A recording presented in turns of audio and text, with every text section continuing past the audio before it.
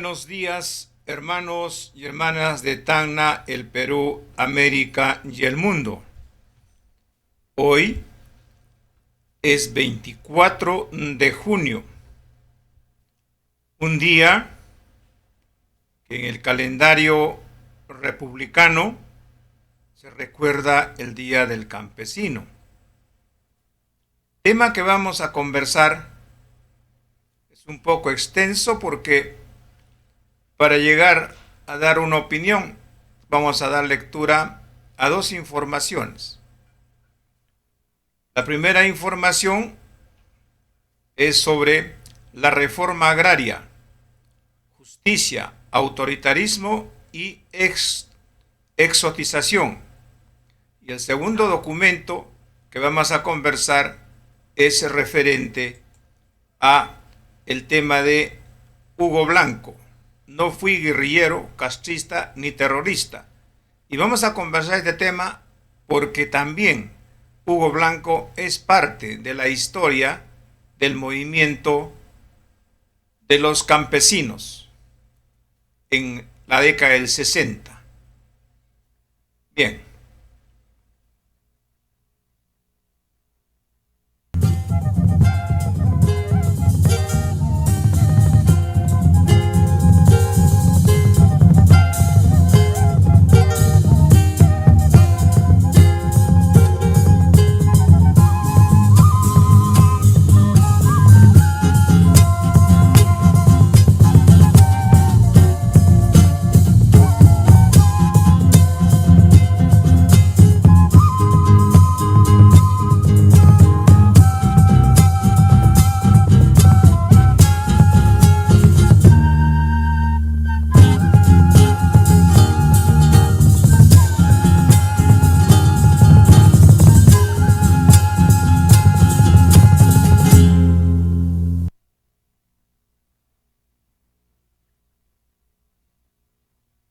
La reforma agraria, justicia, autoritarismo y exotización.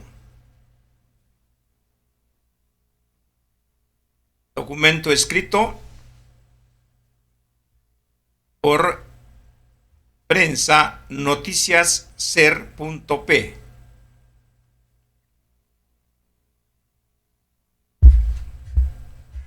El 3 de octubre de 1968, el general Juan Velasco Alvarado dio un golpe de Estado contra el entonces presidente Fernando Belaúnde Terry, dando inicio al gobierno revolucionario de las Fuerzas Armadas.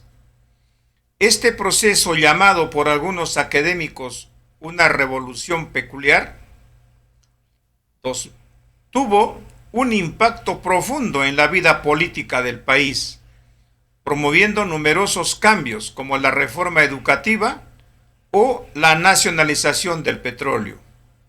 La más significativa de las leyes declaradas por Velasco fue el Decreto Ley 17776 de la Reforma Agraria, del 24 de junio de 1969. Algunos años antes, en 1962, la Junta Militar presentó un proyecto de reforma agraria en respuesta al movimiento campesino liderado por el líder trotskista Hugo Blanco Galdós, de la Convención Hilares. Asimismo, en el segundo año de su primer gobierno, Belaúnde aprobó la Ley 15037, una mediatizada reforma agraria. De acuerdo con Matos Mar, esta ley, la ley no significó una auténtica transformación de la estructura agraria, sino una medida política de concesión frente a la enorme presión campesina que se dejaba sentir a nivel nacional. En contraste con ambas leyes precedentes, el gobierno de Velasco ejecutó su propia reforma siguiendo un plan de revolución nacional que consistía en un cambio radical basado en la transformación de las estructuras económicas, sociales y culturales del país.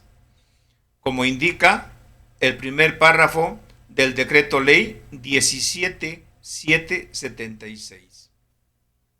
La reforma agraria de Velasco consistió en la expropiación de haciendas en favor de los campesinos que trabajaban en ellas.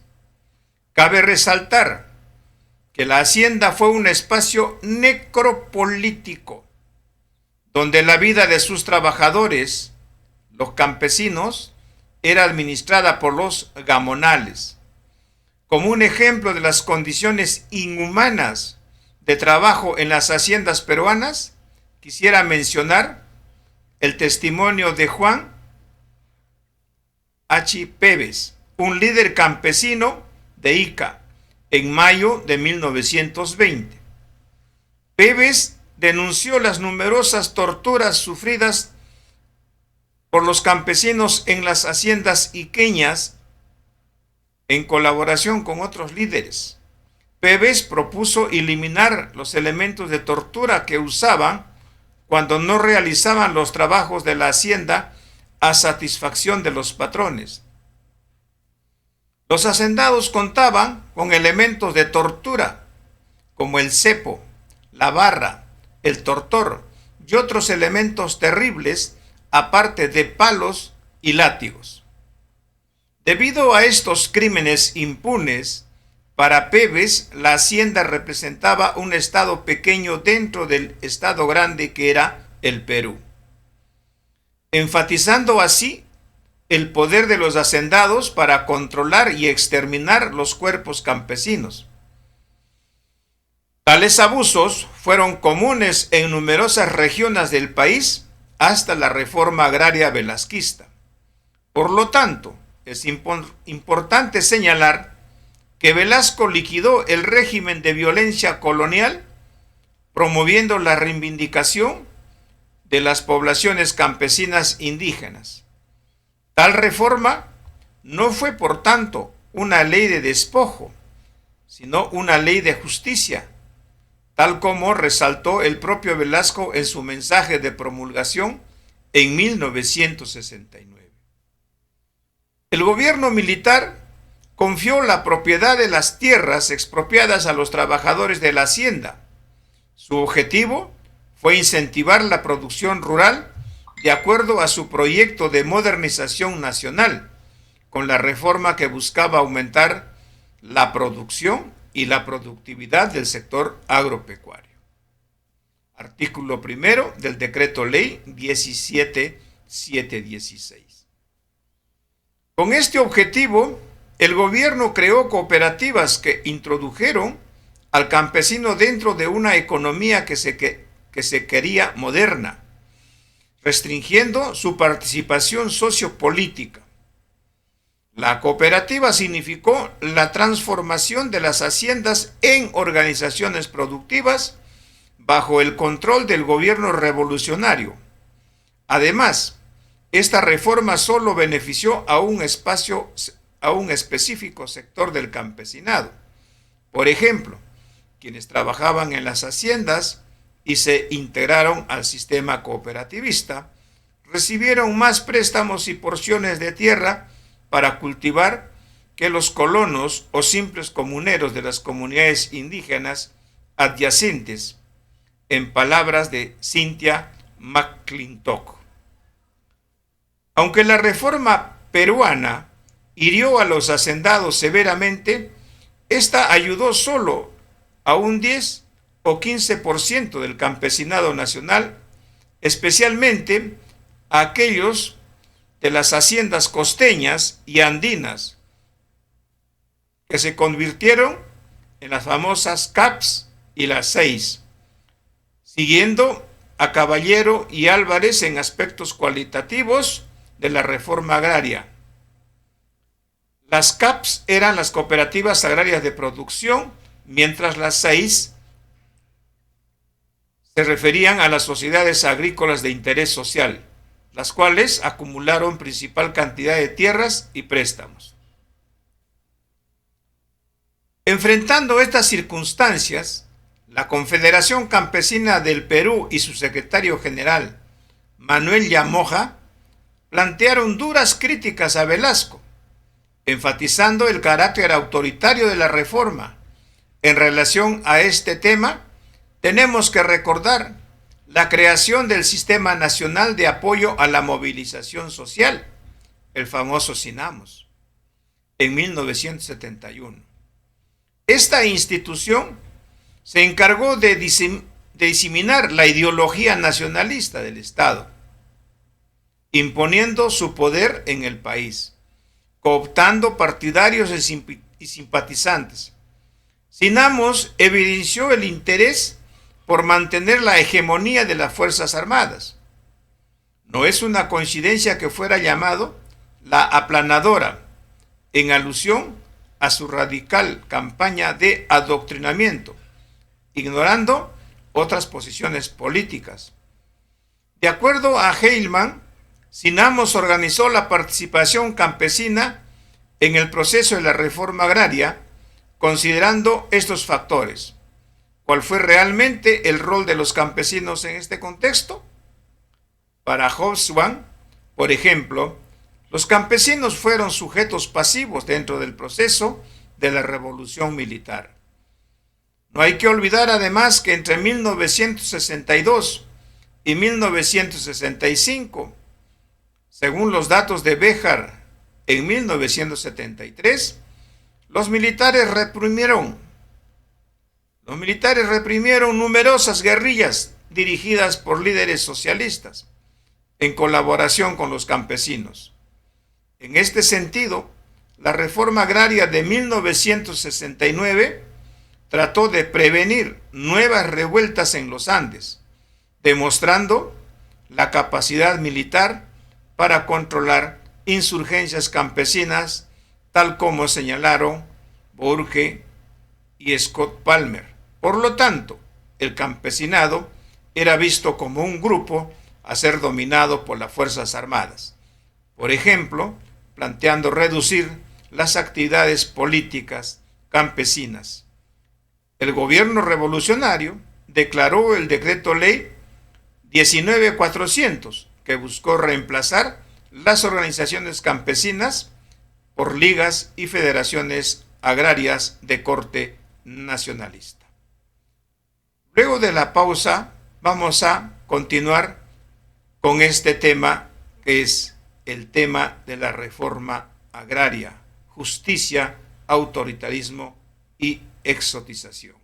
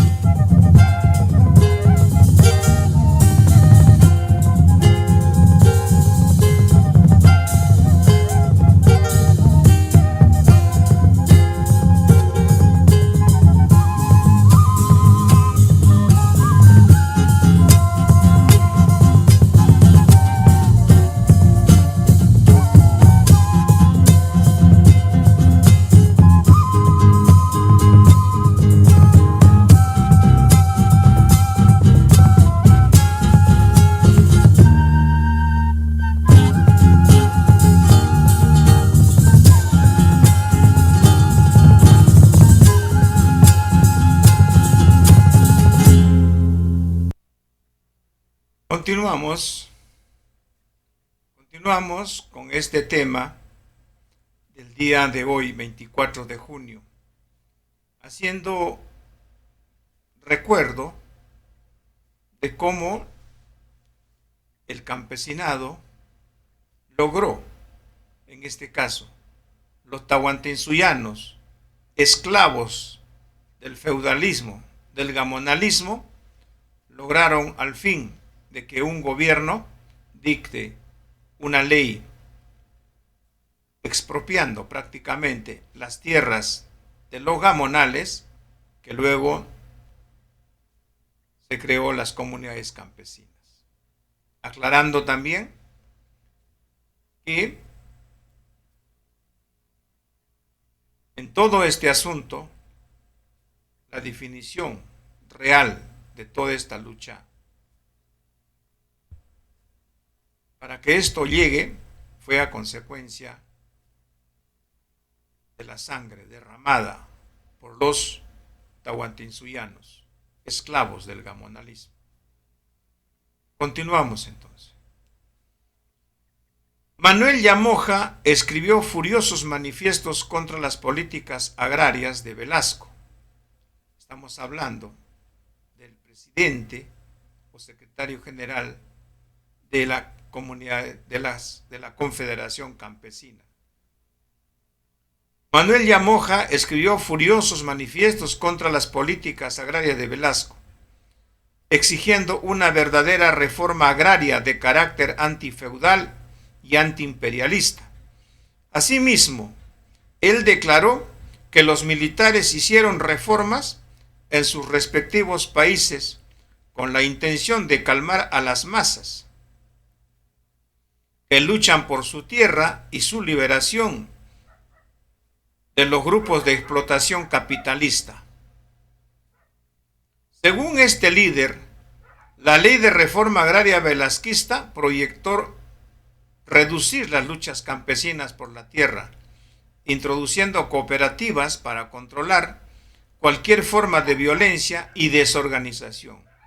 De hecho, dentro de las cooperativas, los representantes de los gamonales y el Estado sobrepasaban a los representantes de los campesinos. Llamoja, 2017, 134.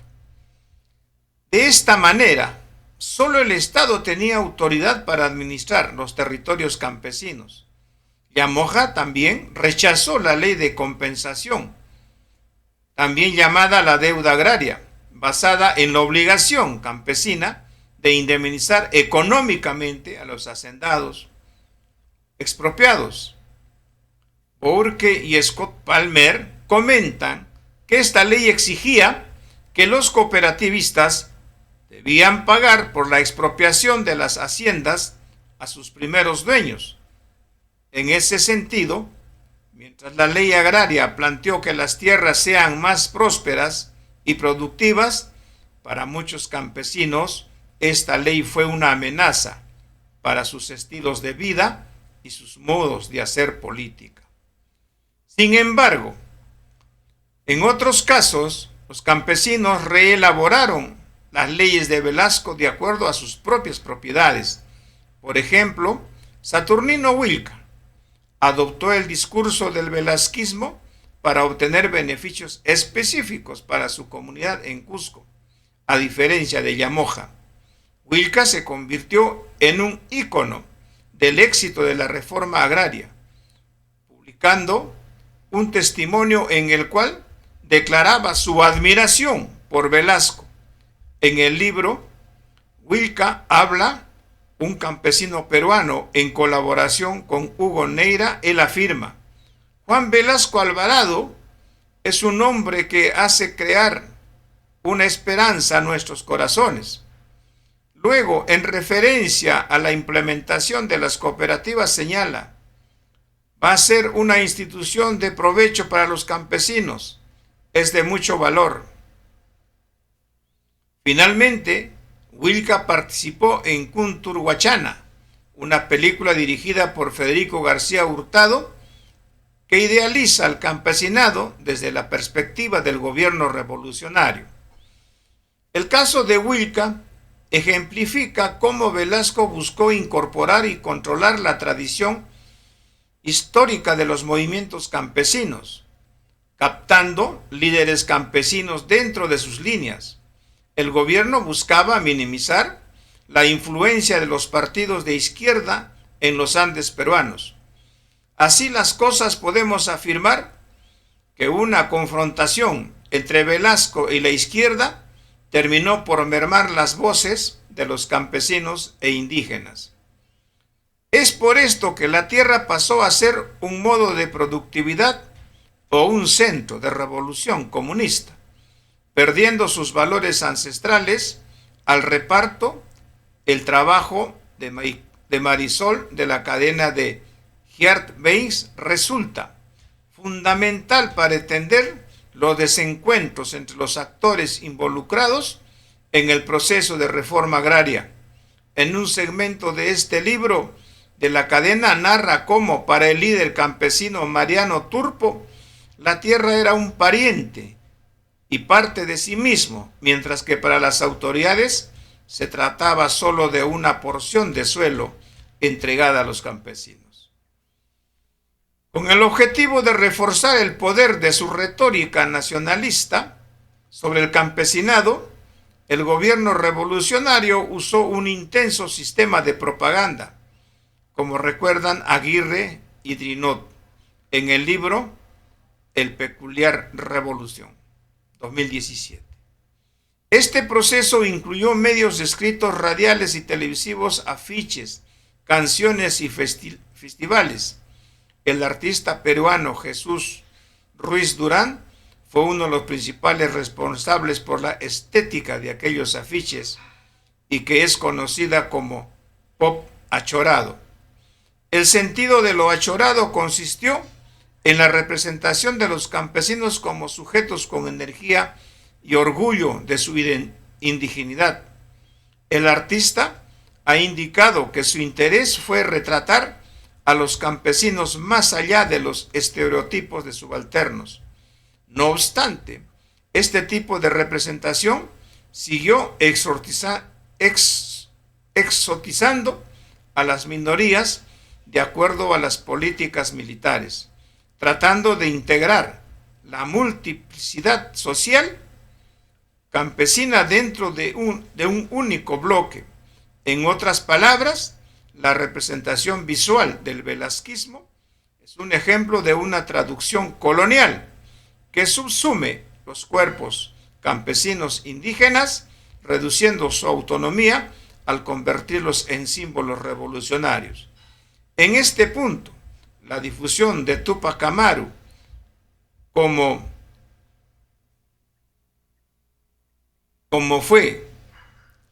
ícono fue crucial para fortalecer el proyecto velasquista de integración nacional.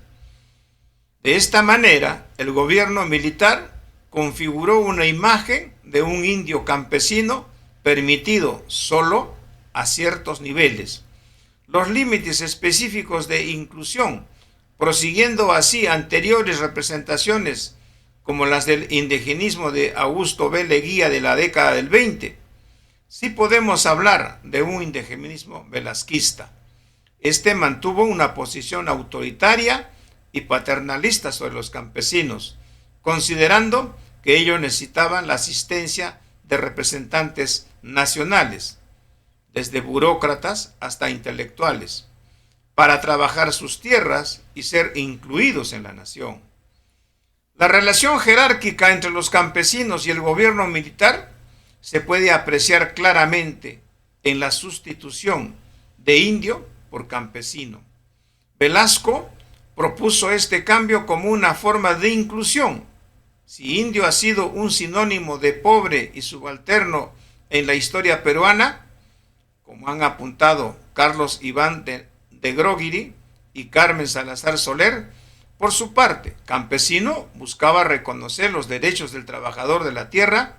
Sin embargo, el tránsito entre una y otra designación involucraba la reducción de una tradición india, política, ritual, cultural, en nombre de un proyecto de modernización que convertía a aquellos indios en trabajadores al servicio del progreso de la nación, sin negar su valor de acabar con el sistema necropolítico de las haciendas. No pueden soslayarse sus proyectos de homogeneización del campesinado, sus leyes que buscaban controlar y reducir las organizaciones políticas campesinas.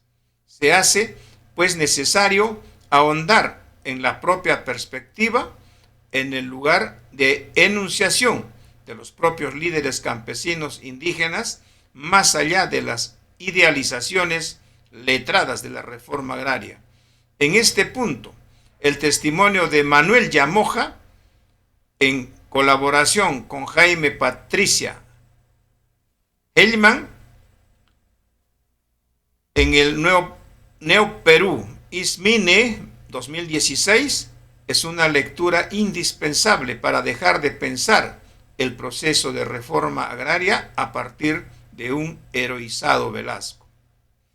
Seguir hablando de la reforma agraria solo desde la perspectiva nacional o letrada no hace sino develar nuestra mentalidad colonial, que nos impide comprender y escuchar las voces campesinas indígenas que hablan por sí mismas, sin necesidad de ventrílocuos exotistas.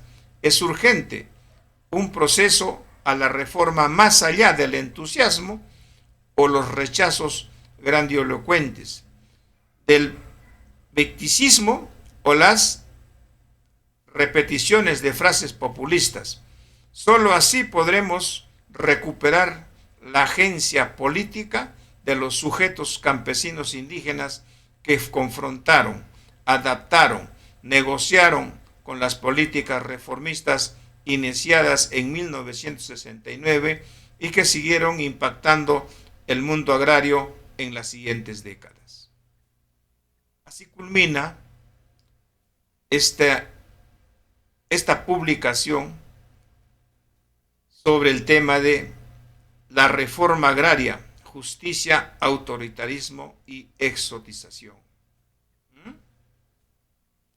Bien, ahí dejamos un tema. Pasamos a dar lectura el otro punto que también es parte complementaria de la historia de el campesinado en estos tiempos. El diario La República publicó lo siguiente: Hugo Blanco manifiesta: no fui guerrillero, castrista ni terrorista. Río Profundo, desde Suecia, donde lo capturó la pandemia, Hugo Blanco responde a los detractores del documental y agradece los mensajes de solidaridad que recibe a diario. Radica en México, pero viajó a Europa para conocer a su nuevo nieto nacido en Alemania. Poco antes decidió visitar a su hija Carmen en Suecia y fue ahí donde le agarró la pandemia. Farid Matuk nos hizo el contacto con Carmen Blanco, quien amablemente nos pidió enviar las preguntas por escrito, porque Hugo Blanco ya no puede responder telefónicamente. Aquí sus respuestas ante la controversia desatada en el documental Hugo Blanco, Río Profundo. Está la pregunta: ¿está al tanto del revuelo provocado por la exhibición del documental Hugo Blanco, Río Profundo? Sí. Estoy al tanto del revuelo causado en el Perú y a nivel internacional, y estoy también conmovido por las múltiples expresiones de solidaridad que me llegan desde diversos rincones del Perú y del mundo, tanto por parte de aquellos que llevan a cabo luchas afines a la que yo he llevado, pero también de gente joven que hasta ahora ni sabía de mi existencia, pero que ahora se han interesado por mi trayectoria de luchas.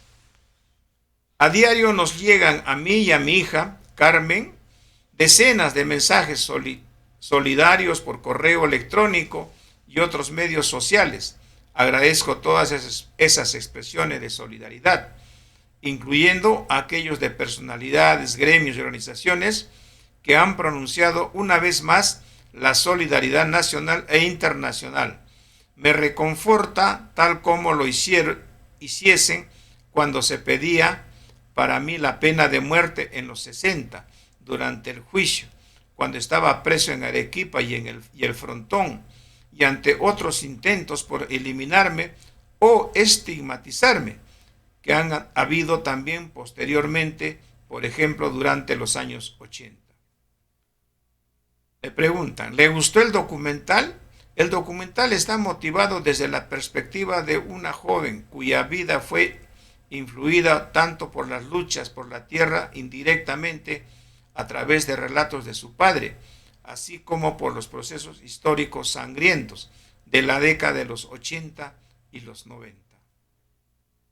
De esa manera el documental parte por las percepciones de la cineasta, pero a su vez contribuye a recuperar fragmentos de la historia de las luchas colectivas en el Perú y ayuda a que las nuevas generaciones conozcan la historia de las luchas colectivas, que no es la que normalmente, la que se enseña en las escuelas. Es, por tanto, de mucha importancia que el documental se esté mostrando en provincias y municipios del país, como se ha estado haciendo los últimos meses, de manera que los jóvenes entiendan que las luchas colectivas de sus antepasados, quienes abrieron brechas para sus derechos, esto en contraposición a sectores que aún, teniendo como intención combatir las injusticias, se creen dueños de la verdad y la intenten imponer por la fuerza.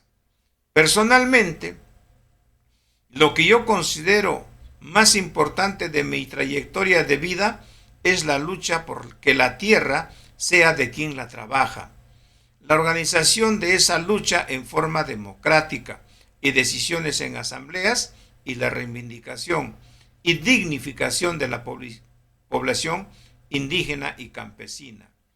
Y es importante también que se recuerden las consecuencias de esas luchas traían para los luchadores sociales. En mi caso personal, la larga prisión en la isla El Frontón. Pero aclaro, no soy cineasta ni documentalista. Malena Martínez sí lo es, así que ella sabrá por qué tocó determinados aspectos en la película y no otros. Y ahora valoro que el documental haya también abierto paso a reflexiones y discusiones sobre esos procesos, así como entrevistas como estas, las cuales me permiten decir lo que yo considero importante. Militares retirados cuestionan la exhibición del documental y lo califican como apología del terrorismo y lo tildan de guerrillero castrista. ¿Qué les respondería? Le preguntan a Hugo Blanco. Quisiera aclararles que no fui guerrillero castrista ni terrorista. El proceso colectivo del cual fui parte fue una reacción frente a los abusos y explotación al campesinado, de la convención y el servilismo policial ante los latifundistas de tipo feudal, quienes hacían abuso de poder y violentaban a los campesinos. Es entonces la Asamblea de Delegados del Campesinado Indígena de la provincia de la Convención, departamento del Cusco, quienes decidieron organizar la autodefensa armada. Y fue en esa asamblea que se me designó de forma democrática para dirigir dicha autodefensa.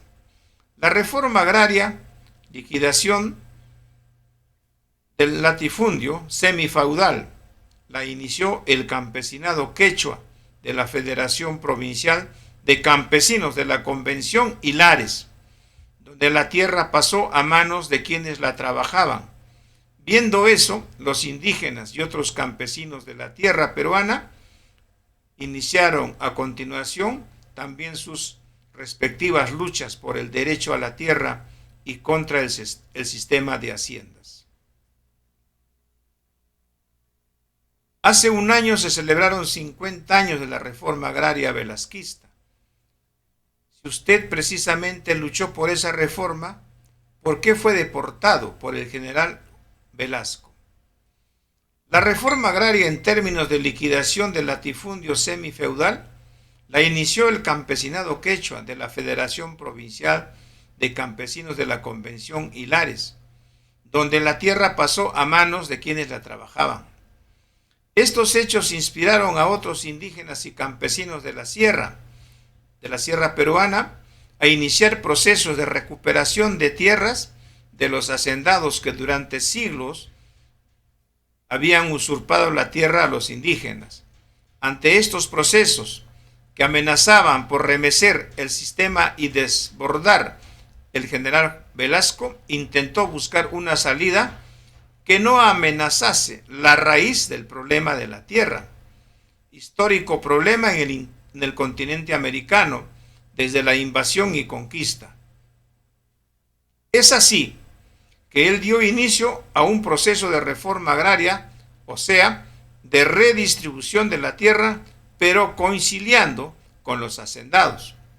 Por tanto, Velasco defendía los intereses del sistema capitalista, que deseaba deshacerse de los vestigios feudales, para dar paso a un sistema de explotación de la tierra más acorde con el capitalismo, mientras que yo obedecía órdenes de las organizaciones campesinas, quienes deseaban que la tierra fuese no solo trabajada, sino además organizada de acuerdo a los criterios propios, probablemente inspirados en formas históricas de organización de la agricultura.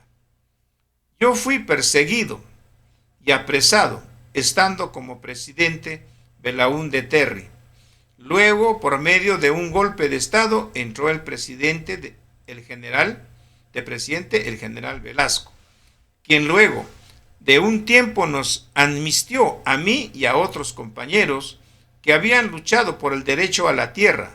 Sin embargo, ante mi negativa a cooperar con su gobierno, dispuso que yo viviera en Lima y que no fuese a la sierra, castigo para alguien cuya base de luchas es el campo.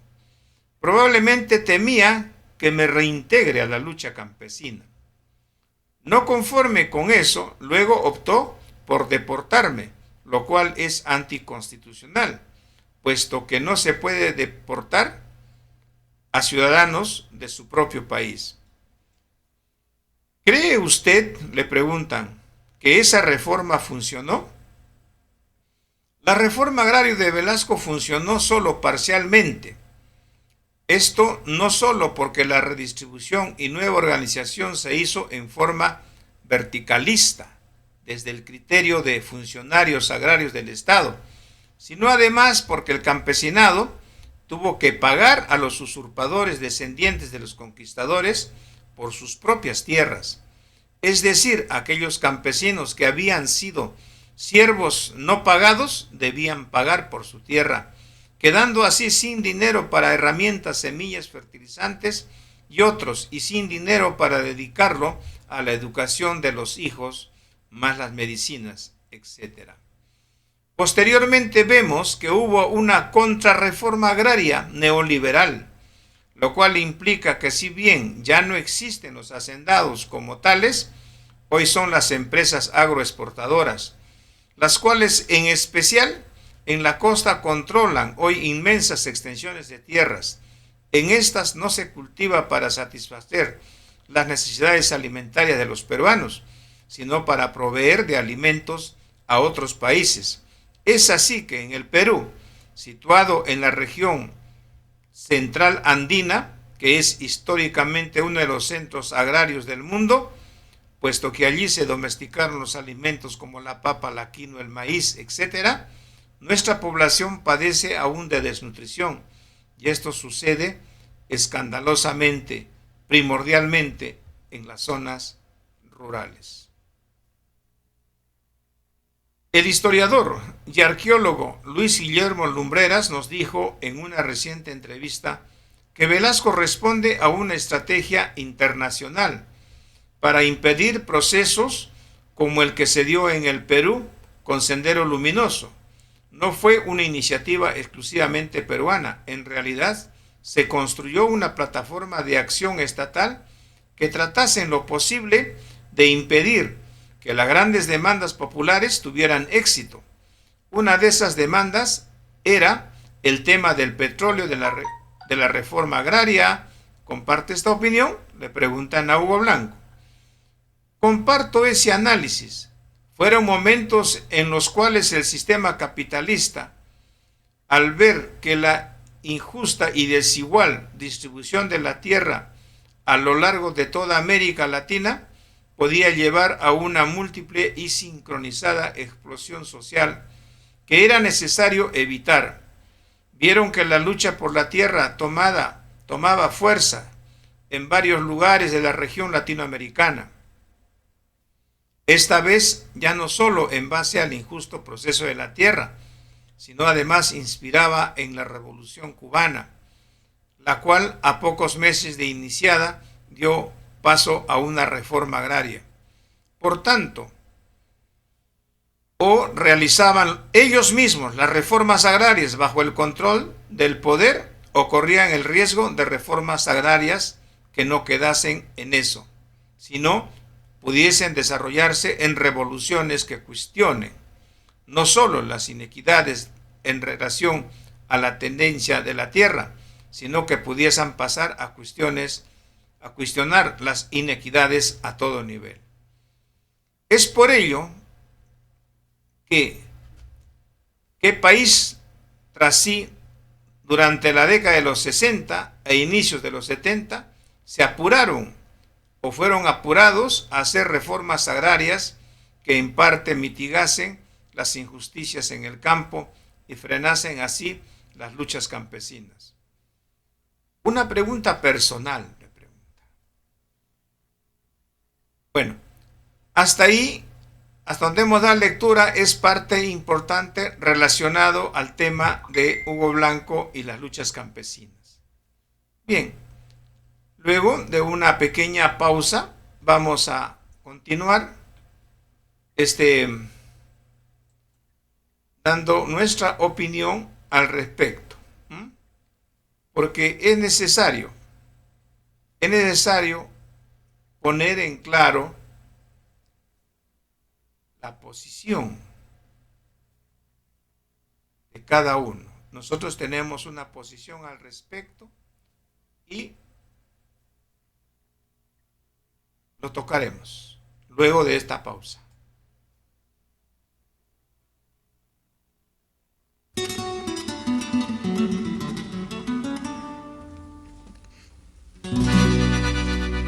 Como un volcán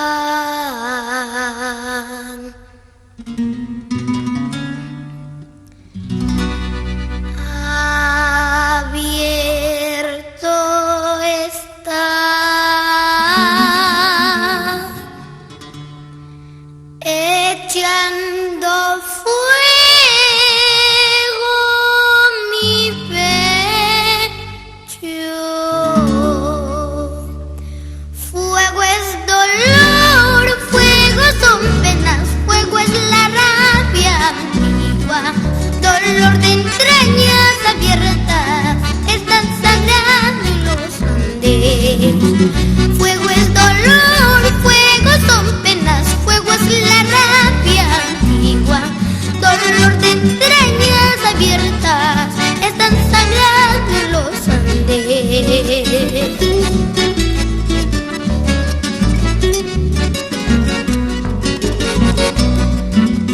Canción de paz, canción de amor, son fantasías del alma. Canción de paz, canción de amor, son fantasías del alma. Mi corazón no siente paz con la pobreza del hombre. Mi corazón no siente paz con la injusticia del pueblo. Mi corazón no siente paz con la pobreza del hombre. Mi corazón no siente paz con la injusticia del pueblo. Guayno Serrano,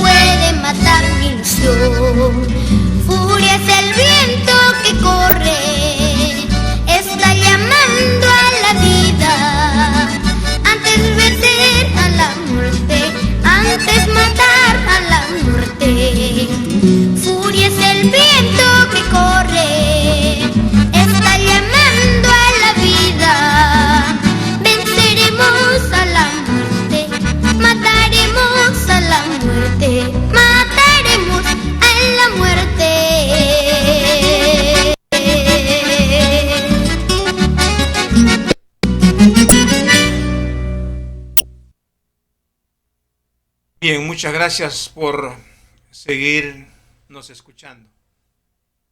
Estamos aquí transmitiendo desde Radio JR, la voz de la nueva generación, que usted nos puede escuchar también en la www.radiojr.com. Bien, hemos dado lectura dos textos y dos opiniones. Frente a ello, tenemos que ser claros. Primeramente, cuando se dirijan a las naciones milenarias, por favor, diríjanse con su nombre propio. Y si se van a dirigir, en el caso del Perú, somos tahuantinsuyanos. Y en América, somos tahuantinsuyanos. Y somos aymaras, somos quechuas, mapuches, rapanui, diaguitas, somos asaninkas, quiteños, otávalos, mochicas, chavín, chimú.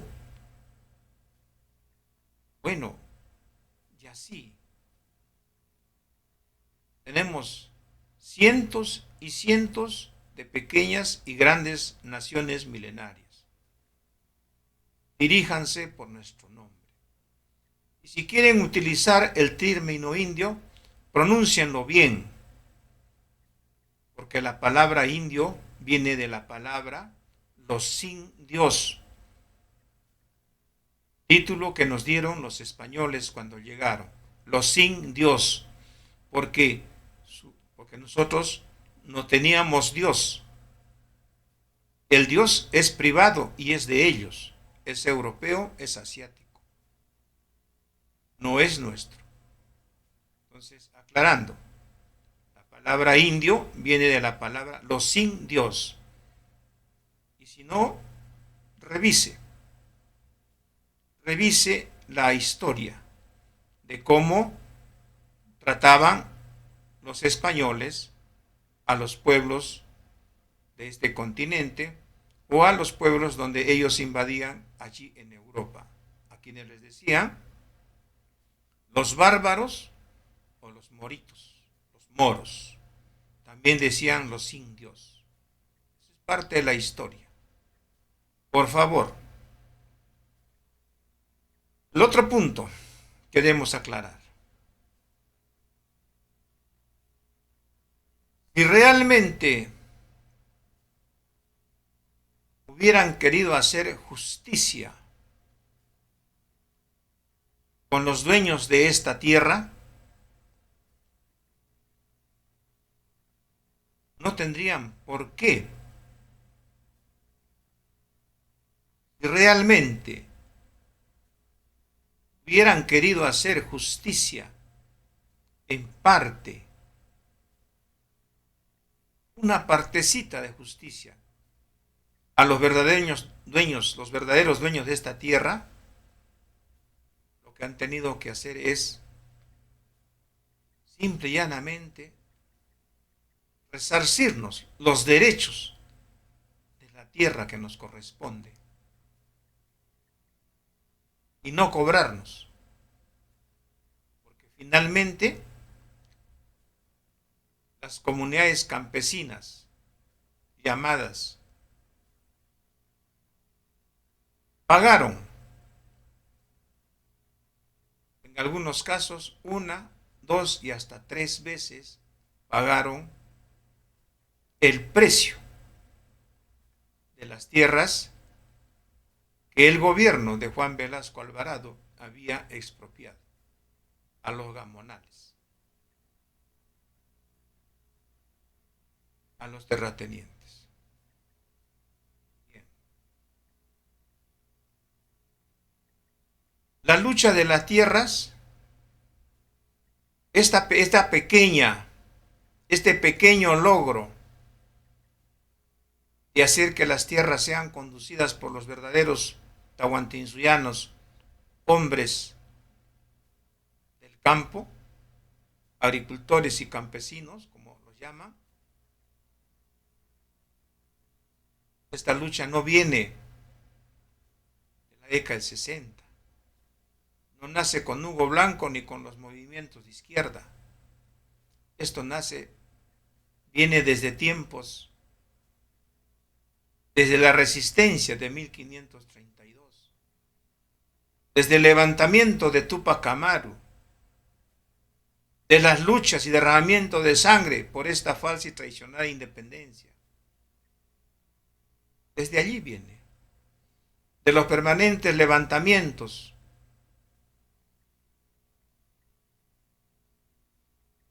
de los tahuantinsuyanos. Este pequeñito,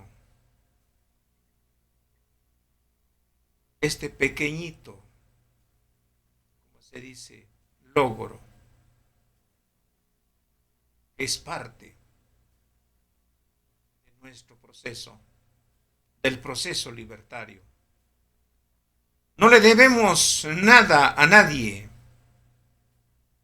ni a los movimientos de izquierda, ni a los gobiernos, que a consecuencia de esta lucha se venía luchas más fuertes que podrían darse como lo ocurrido en México. Entonces, bajo ese temor, han cedido y han ido cediendo poco a poco. Recuérdese que Belaúnde hizo la reforma de una ley de reforma agraria, pero escalonada y paulatina en el tiempo. 150 años era su proyecto para que la tierra llegue a manos de los verdaderos propietarios tahuantinsuyanos. Ese era el plan de Belaúnde. Velasco hizo la reforma agraria, pero para dirigir este proceso desde el punto de vista cultural, filosófico, ideológico, político, desconociendo usos y costumbres de los tahuantinsuyanos. Velasco lo que hizo es aplicar un pensamiento nacionalista para que estos hombres, los tahuantinsuyanos, ahora ocupando sus tierras compradas prácticamente, sean parte del sistema de producción, pero al servicio del sistema capitalista. Eso fue. Por otro lado, hay que aclarar, los campesinos, en este caso, los tahuantinsuyanos, llamados hoy campesinos, antes esclavos del campo,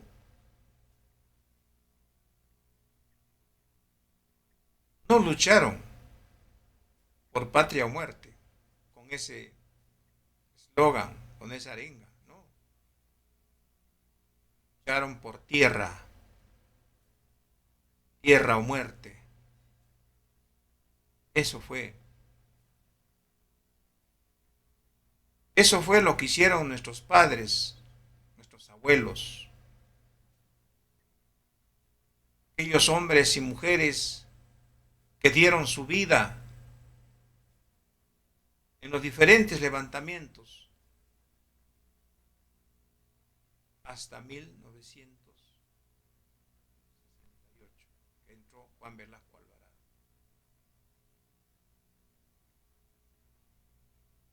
Y hay que reconocer que tuvo la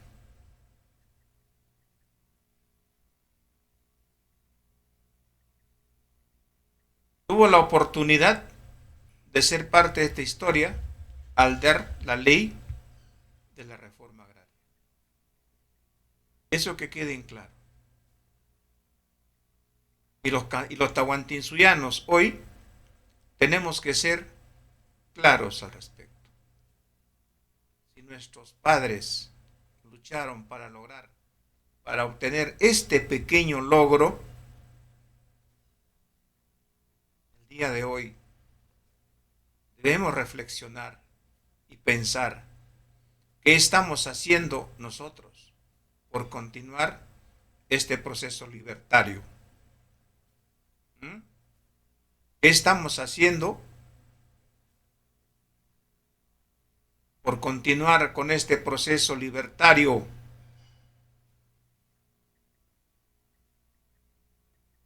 ¿Qué estás haciendo, usted que me escucha? ¿Qué está haciendo por este proceso libertario? ¿Va a seguir de rodillas? ¿Va a seguir trabajando para mantener las cadenas de esclavitud moderna a sus hijos, sus nietos y las generaciones venideras? Bueno, es tiempo de trabajar. Es tiempo de trabajar con firmeza, con nuestros usos y costumbres, filosofía, ideología y políticas de Estado, restaurándolo para reconstituir el Estado confederado del Tahuantinsuyo. Esa es la tarea. Hoy, 24 de junio, debe ser materia de reflexión. Debe ser un día de reflexión real. Más aún, ¿qué más pruebas tenemos?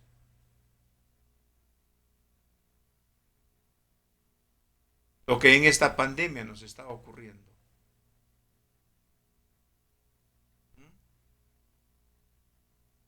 Entonces, para terminar, solamente quiero decir a los campesinos que son los hijos, los nietos de aquellos que dieron su vida, derramaron su sangre, porque estas tierras que hoy poseen cada uno estén en sus manos. Lo único que me queda es decirles feliz día del campesino. Y no te olvides el mensaje: volveré y seré millones por nuestra tierra y por nuestra libertad. Muchas gracias.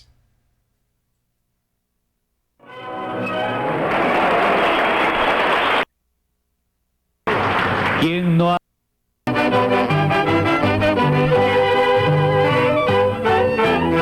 La mulisa es la balada del alma de los pueblos del centro de mi patria.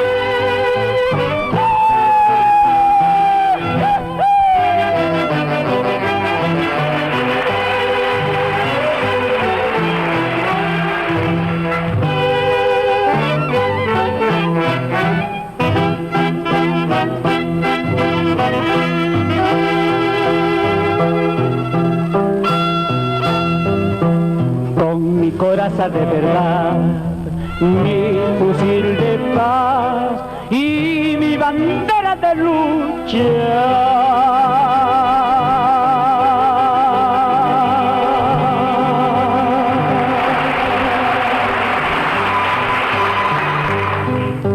Siempre de seguir por la senda trazada, de triunfar o morir por mi patria.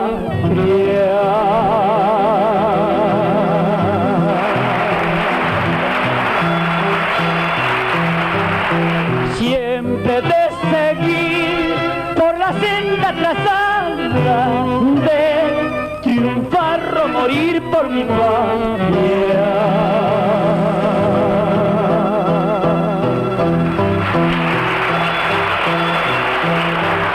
Yo soy el soldado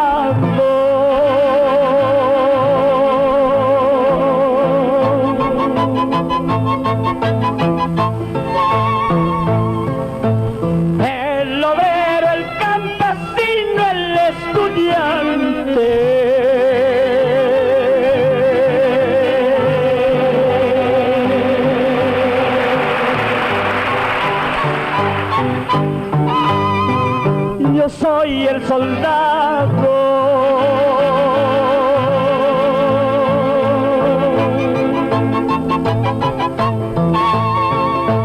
El obrero, el campesino, el estudiante.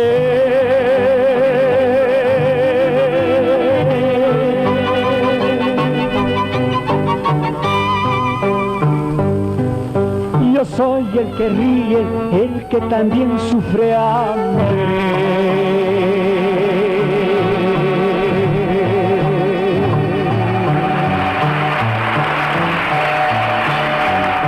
Yo soy aquel que en sus venas corren con furia todas las sangre.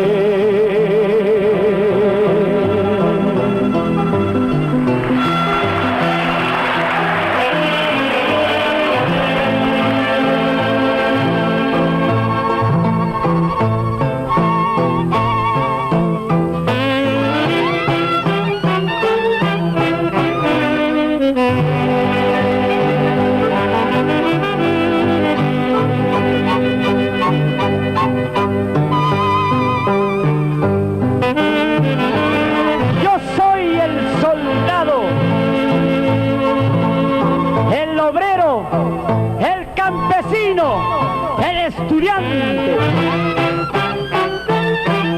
También soy la voz de un Perú que nunca se rinde, de un nuevo Perú que al fin ha de forjar una patria.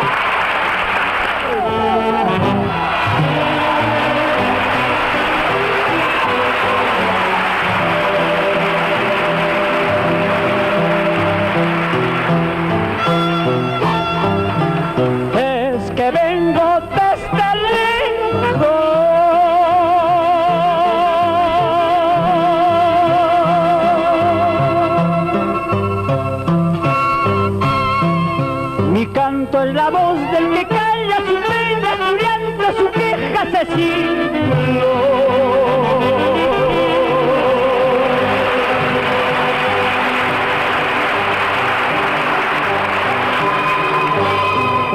También soy la voz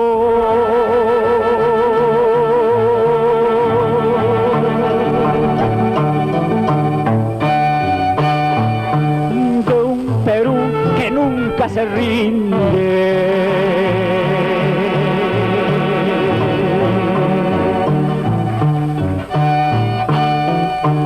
de un nuevo Perú que al fin ha de forjar una patria sin pobre.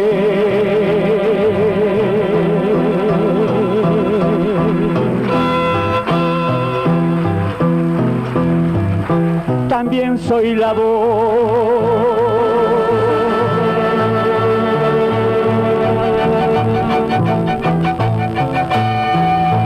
de un Perú que nunca se rinde,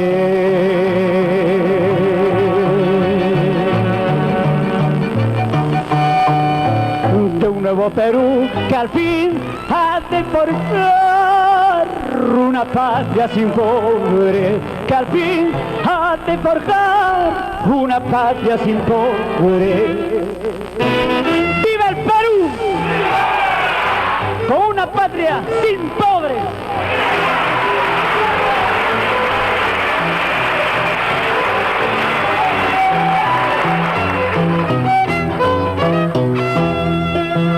¿Quién no ha de anhelar que su país ya no llore por tanta desigualdad, incomprensión y barbarie? Nuestra fe sigue su cauce, ya no habrá quien la detenga.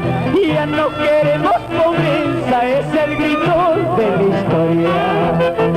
¿Quién no ha de anhelar que su país ya no llore por tanta desigualdad, incomprensión y barbarie? Nuestra fe sigue su cauce, no habrá quien la detenga. Y ya no queremos pobreza.